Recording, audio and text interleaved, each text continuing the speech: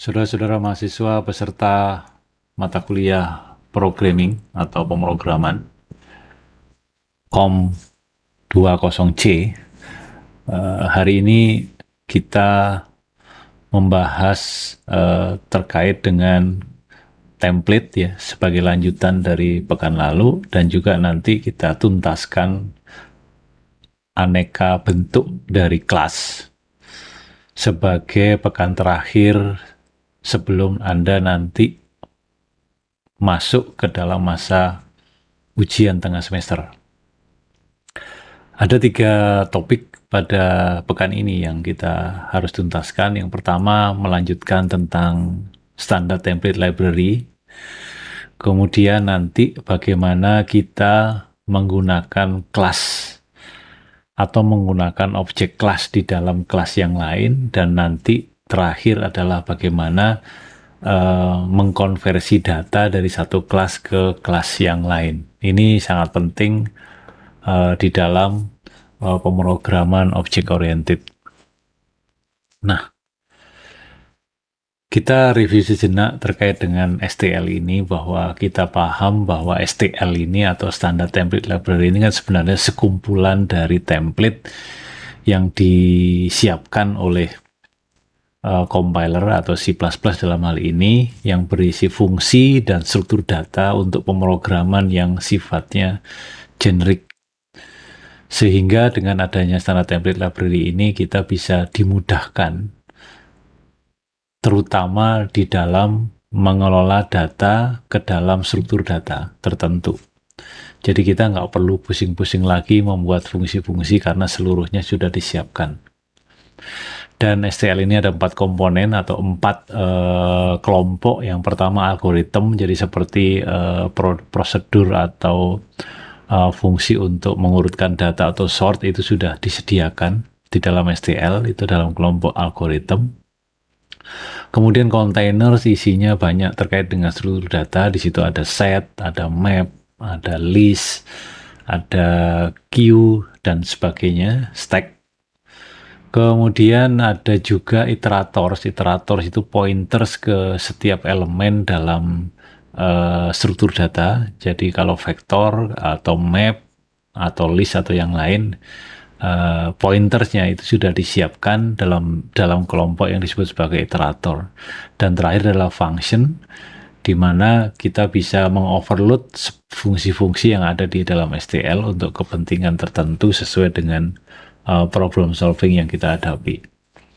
Nah, STL yang sudah kita bahas itu adalah, yang pertama adalah set, kemudian vektor, kemudian pair atau sepasang nilai, dan terakhir adalah map. Dan kita juga sudah menggunakan STL ini untuk melatih membuat program, baik itu misalkan kelas student maupun STL yang Anda kerjakan di dalam grader LX. Nah, ada satu lagi STL yang mungkin perlu saya sampaikan, padahal sebenarnya masih banyak STL itu, antara lain ada list, ada queue, ada stack dan sebagainya, tapi itu nanti akan secara khusus kemungkinan dibahas dalam mata kuliah struktur data. Mudah-mudahan. Nah, sekarang kita lihat apa itu STL multimap. Ini terakhir ya. Nah, sebenarnya ini mirip dengan STL map. STL map ya, mirip. Tetapi multimap itu memungkinkan kita memiliki nilai key lebih dari 1. Kita ingat bahwa di dalam STL map itu key-nya bersifat unik. Jadi misalkan kalau NIM ya sudah, NIM itu hanya sekali dalam data itu. Nah, kadangkala dibutuhkan juga bahwa key dari suatu record data itu bisa lebih dari 1. Misalkan kalau kita lihat ada sebuah data, isinya itu antara lain misalkan ada NIM, kemudian ada kode mata kuliah yang Anda ambil dalam satu semester. Maka isinya tentunya kolom pertama itu NIM Anda, kemudian kolom kedua itu adalah kode mata kuliah yang Anda ambil dalam semester tertentu, dan kemudian ada juga kode semesternya. Jadi NIM itu bisa sama semua karena Anda mengambil mata kuliah pasti lebih dari satu. Jadi NIM-nya lebih dari satu, kemudian semesternya juga bisa lebih dari satu record, jadi 111 kalau Anda mengambil di semester 1. Kemudian kode mata kuliahnya baru beda-beda. Kode mata kuliah A, B, C, dan seterusnya. Jadi kalau ini kita simpan di dalam STL map, itu tidak mungkin karena NIM kalau Anda pakai sebagai key, maka NIM itu nggak boleh ada di lebih dari satu baris. Tapi kalau dalam kasus ini Anda mengambil data KRS ini, yaitu NIM-nya bisa berulang-ulang dalam beberapa baris, kemudian kode mata kuliahnya baru beda-beda, maka ini bisa kita selesaikan dengan menggunakan STL multimap. Nah, sintaksnya seperti itu sama, jadi mirip seperti map. Hanya saja ini boleh nilainya itu boleh Anda lakukan beberapa kali memasukkan data. Ini sebagai contoh, saya membuat potongan program untuk menyimpan data penjualan barang. Jadi katakanlah penjualan barang itu nulisnya juga unik ya. Kalau laptop ya laptop, kalau komputer ya PC dan segala macam. Maka di sini saya gunakan STL-nya multimap. Jadi multimap string int, string itu adalah nama barangnya, int itu adalah jumlah penjualan pada saat itu. Jadi misalkan kalau saya insert pasangan nilai laptop dan angka 2 itu berarti penjualan laptop sebanyak 2. Kemudian saya insert lagi PC sebanyak 13. Kemudian saya insert lagi laptop sebanyak 5. Mungkin hari lain ada penjualan lagi laptop sebanyak 5. Maka itu tidak masalah. Oleh karena itu kenapa saya menggunakan multimap. Tapi kalau saya gunakan map atau map, STL map, maka itu nggak boleh.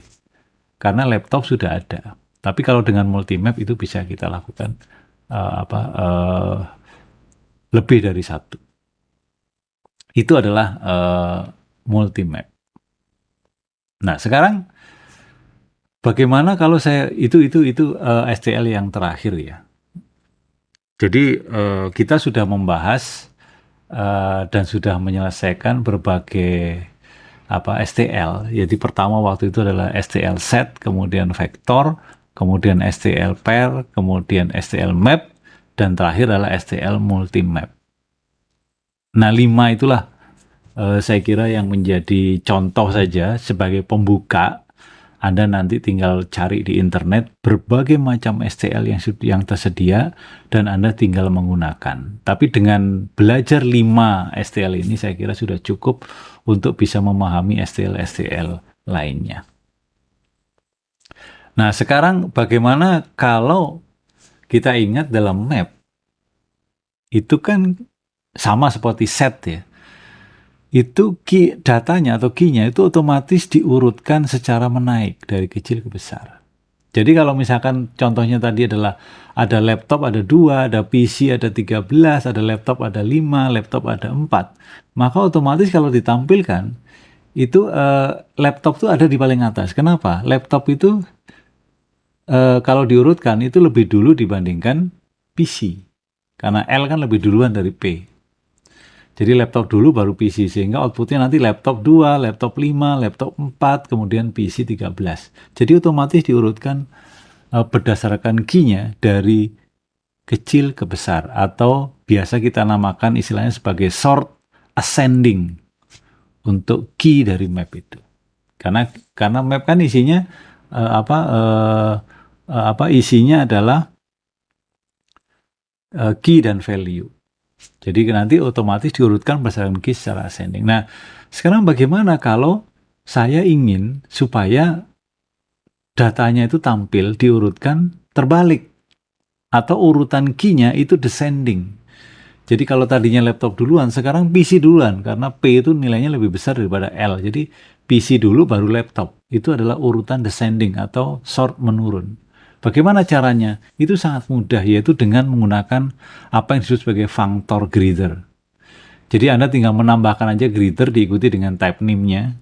Jadi pakai template greater type name, jadi tinggal Anda gunakan aja. Misalkan sebagai contoh di sini, di slide ini, saya gunakan multimap, kemudian string dan int itu key-nya string, int adalah value-nya, kemudian saya tambahkan functornya yaitu greater string.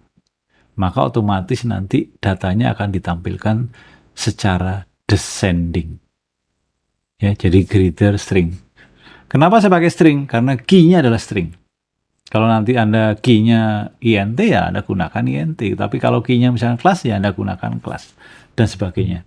Tapi greater itu hanyalah untuk tipe data biasa. Jadi untuk string, int, float double, dan sejenisnya. Itu kalau Anda ingin mengurutkan secara menurun. Nah, sekarang bagaimana caranya saya mengurutkan data itu bukan untuk map.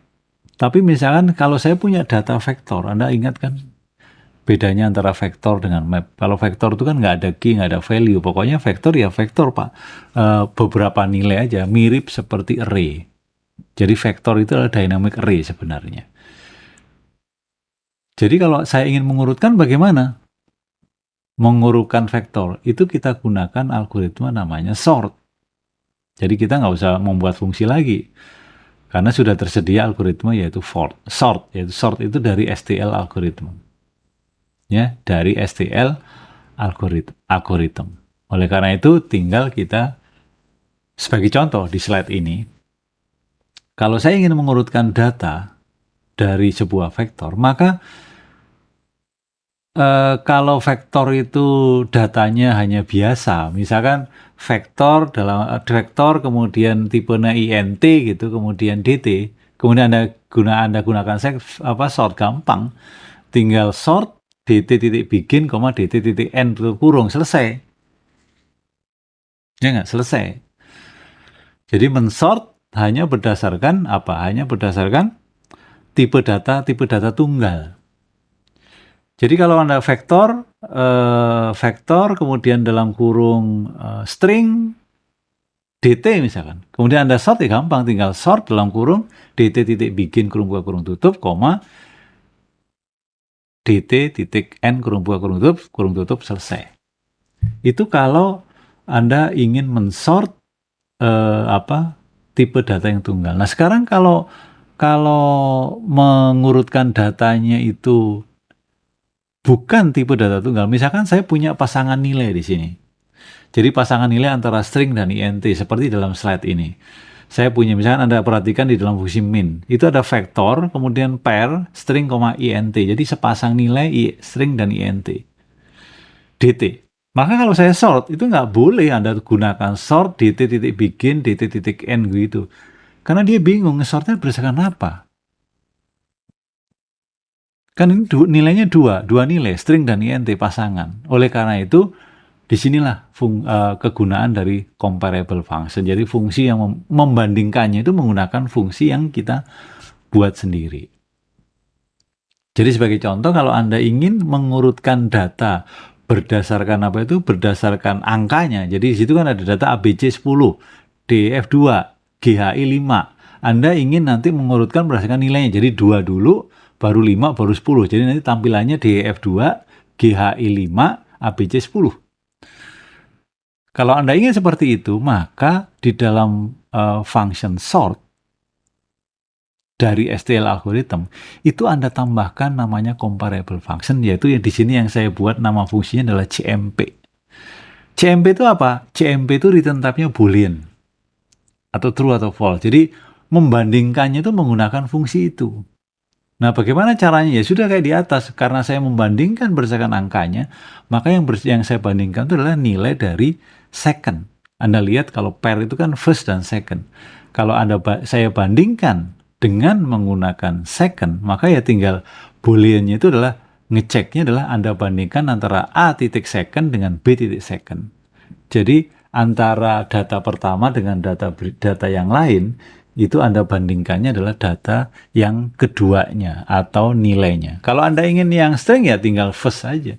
Return A titik first lebih kecil B titik first gitu. Kalau Anda ingin membandingkan yang A, B, C, D, E, F, dan G, H, I. Tapi kalau Anda ingin bandingkan angkanya ya 10, 25, maka Anda gunakan A titik second dan B titik second.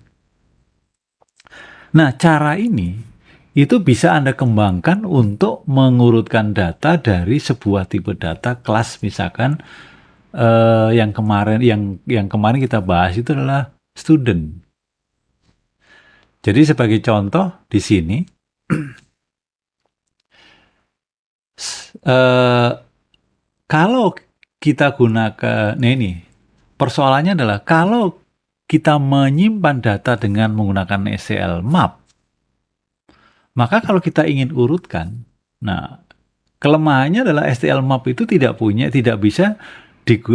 bisa menggunakan algoritma sort. Algoritma sort itu hanya bisa digunakan untuk STL vektor maupun array. Oleh karena itu, salah satu cara supaya kita bisa mensort map. Jadi kalau Anda punya map, STL map itu kan ada key, ada value. Anda nggak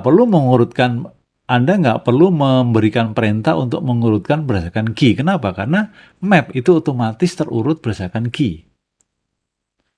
Tapi kalau saya ingin mengurutkan berdasarkan value, jadi misalnya kalau tadi penjualan barang, saya ingin mengurutkan berdasarkan jumlah barangnya. Atau kalau di sini, saya punya struktur map ABC 10, DF2, GHI 5. Saya ingin urutkan berdasarkan angkanya, jadi 2 dulu, baru 5, baru 10. Maka sama saja dengan tadi, hanya map itu harus kita copy dulu ke vektor. Jadi harus kita konversi dulu STL mapnya itu ke STL vektor. Jadi tinggal Anda pindahkan aja. Jadi di sini saya buat sebagai dalam slide ini adalah saya buat vektor namanya V. V itu nanti untuk memindahkan isi dari DT. Yang DT tadi kan map. Itu saya pindahkan ke vektor ya, tinggal pindahkan biasa aja. Anda tinggal looping, kemudian Anda pushback satu persatu. Kemudian baru kita sort seperti biasa, seperti tadi. Jadi salah satu cara untuk mensort STL dari map itu adalah kita konversi dulu ke vektor. Nah, pada contoh kasus pekan lalu, kita kan punya kelas student, di mana mahasiswa itu kita susun dalam bentuk STL map, di mana key-nya adalah NIM, kemudian baru di sebelah kanannya, atribut kanannya adalah, atau nilai keduanya adalah class student. Jadi map-nya itu bukan string dengan int, tapi string dengan student, titik. Maka sama, kita copy dari map ke vektor. Anda harus menyesuaikan tipe data antara map dengan vektornya itu harus sama. Tinggal satunya itu map, satunya vektor. Kemudian dipindahkan seperti biasa, pakai fungsi pushback. Karena di dalam vektor ada fungsi pushback untuk memasukkan data satu persatu dengan melakukan fungsi pushback. Kemudian kita sort seperti biasa. Hanya sekarang, comparable function-nya seperti apa? Karena saya ingin mengurutkan data berdasarkan, sebagai contoh di sini berdasarkan IPK. Dan IPK itu menurun, yang besar di atas, yang kecil di bawah. Bagaimana caranya? Maka di sini saya buat comparable function namanya CMP IPK. Jadi yang saya bandingkan itu nanti adalah IPK-nya. Oleh karena itu, comparable function-nya gampang. Tinggal membandingkan antara A itu objek student, B itu objek student, maka dari masing-masing objek itu yang second ya, karena yang kalau pair kan berarti yang second, itu saya ambil IPK-nya, jadi get IPK, saya bandingkan dengan get IPK yang untuk yang objek yang B, dan operator relasinya itu adalah saya buat tanda lebih besar. Jadi kalau lebih besar saya anggap true. Karena kenapa? Karena saya ingin supaya urutan data itu dari besar ke kecil. Itu. Jadi itu adalah topik tentang STL, dan kita akhiri topik STL itu sampai di sini, sehingga nanti Anda bisa kembangkan sendiri, Anda bisa belajar sendiri berbagai bentuk, berbagai variasi dari STL yang ada ini. Juga STL-STL yang lain yang tidak sempat kita bahas di dalam kuliah ini, mohon dipelajari di sumber-sumber yang ada. Saya kira itu sangat banyak. Berikutnya, topik yang perlu kita bahas adalah bagaimana kita menggunakan objek kelas itu di dalam objek yang lain. Saya mulai pembahasan ini itu dari contoh kasus latihan pekan ke-6 sebelumnya, yaitu kita membuat kelas student kemudian kita membaca data beberapa mahasiswa yang terdiri dari NIM, nama, dan IPK, kemudian itu kita simpan ke dalam ke dalam struktur data dengan menggunakan STL map. Karena saya menggunakan key berupa NIM, dan NIM itu tidak boleh berulang 2 kali atau lebih. Dan NIM itu sebagai hal yang unik. Itu latihan kuliah pekan lalu. Ya. Nah, dan kita ingat bahwa setelah kita membuat kelas student, maka proses berikutnya itu adalah kita menggunakan driver atau kita tulis instruksinya di dalam fungsi main untuk mengolah data, jadi membaca data mahasiswa, kemudian kita masukkan ke dalam struktur map, itu semuanya dilakukan di dalam driver atau INT main. Dan ini hanya bisa dilakukan itu di dalam C++, karena C++ itu fungsi main-nya itu ada di luar kelas. Nanti kalau kita benar-benar OOP, semuanya berada dalam kelas, maka kita tidak bisa seperti itu. Ya. Jadi INT main-nya itu ada di dalam fungsi, ada di dalam kelas. Jadi INT main itu nanti sebagai fungsi di dalam kelas. Namun demikian, di dalam C++ itu implementasi dari kelas student itu yang sebelumnya kita gunakan driver fungsi main, maka sebenarnya kita bisa menganggap bahwa kalau satu mahasiswa itu saya buat sebuah kelas namanya student sebelumnya. Nah sekarang kalau sekumpulan mahasiswa, jadi ada N mahasiswa, itu misalkan dalam satu kelas yang terdiri dari beberapa mahasiswa atau terdiri dari beberapa N atau terdiri dari N mahasiswa, itu kan boleh saya anggap sebagai suatu objek juga. Oleh karena itu saya menghadapi 2 objek nantinya. Yang pertama adalah objek student, yaitu hanya objek seorang mahasiswa, tapi objek satu kelas yang terdiri dari N mahasiswa itu saya anggap sebagai suatu objek juga. Oleh karena itu, N mahasiswa itu bisa saya implementasikan dalam bentuk sebuah kelas yang lain. Jadi di sini sebagai contoh di slide ini misalkan, saya membuat sebuah kelas namanya kelas. Ini maaf namanya bahasa Inggris, bahasa Indonesia campur aduk ya. Sebuah kelas namanya kelas. Di mana di dalam kelas itu terdiri dari beberapa mahasiswa atau terdiri dari beberapa objek student.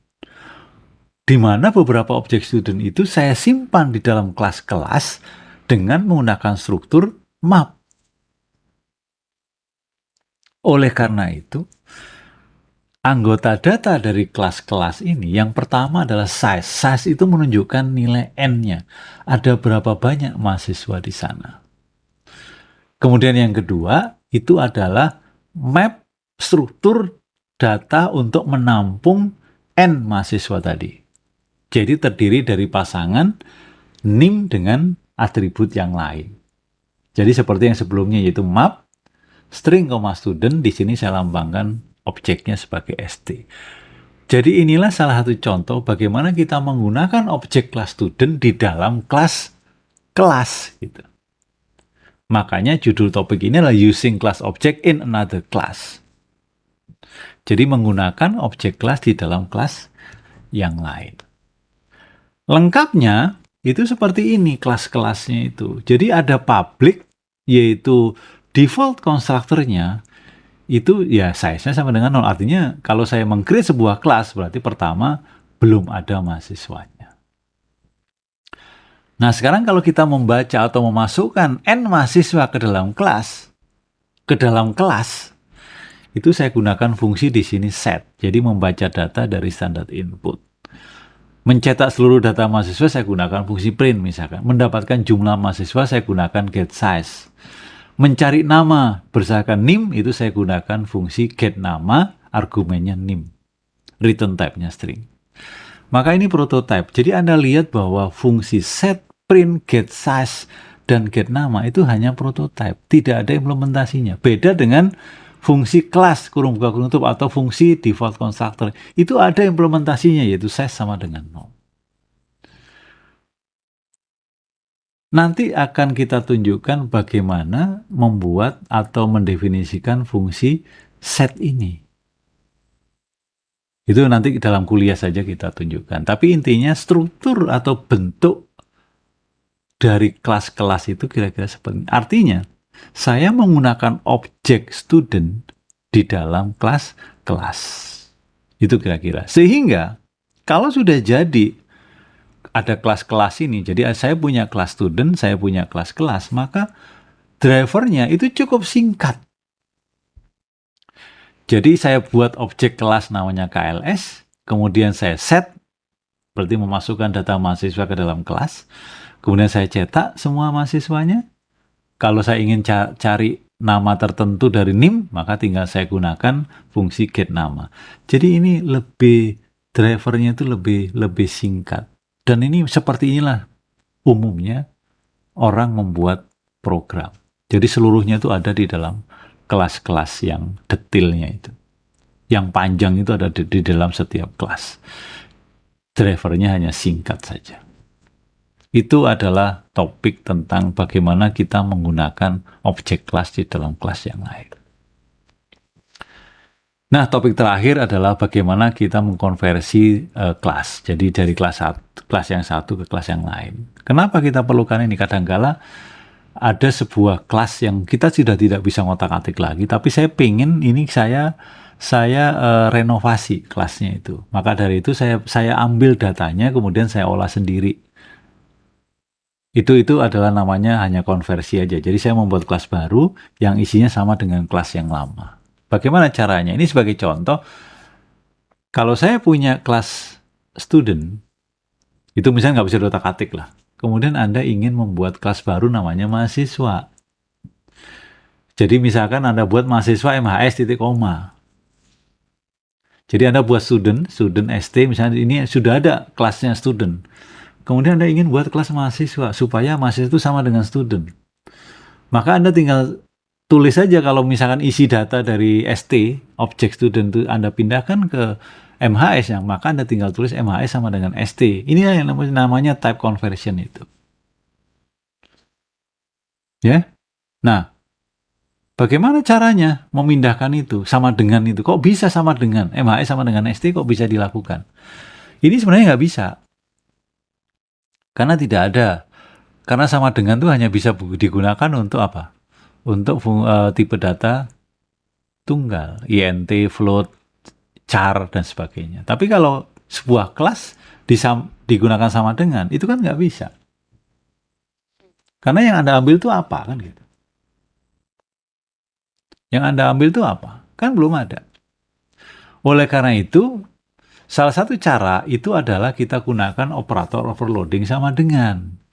Jadi di dalam fungsi mahasiswa, itu Anda harus gunakan, Anda harus buat sebuah fungsi namanya operator sama dengan.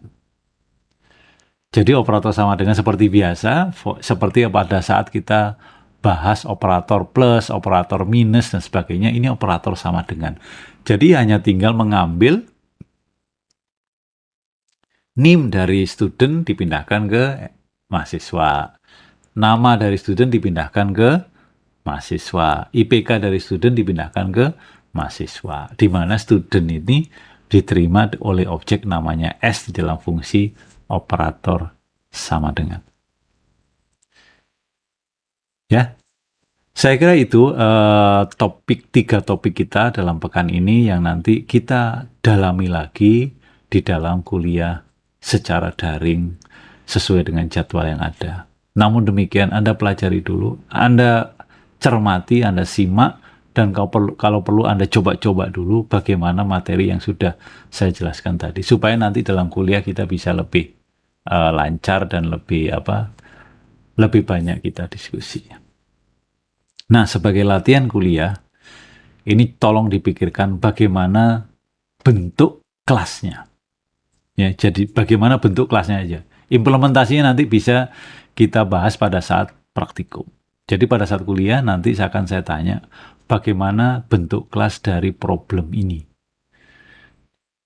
Ini ada M data produk dari toko Semprul, kemudian ada penjualan, kemudian nanti keluar rekapnya, di mana rekapnya terurut dari besar ke kecil dan sebagainya. Ini tolong dicermati dan tolong dicoba-coba bagaimana bentuk kelasnya nanti, itu akan saya tanya pada saat kuliah daring. Saya kira itu topik pada pekan terakhir sebelum masuk ke masa UTS. Sekali lagi, UTS nanti terdiri dari 2 bagian. Yang bagian pertama adalah UTS untuk kuliah, dan satu lagi UTS untuk praktikum. Oleh karena itu, Anda pelajari lagi, dan Anda coba oprek lagi seluruh fitur-fitur atau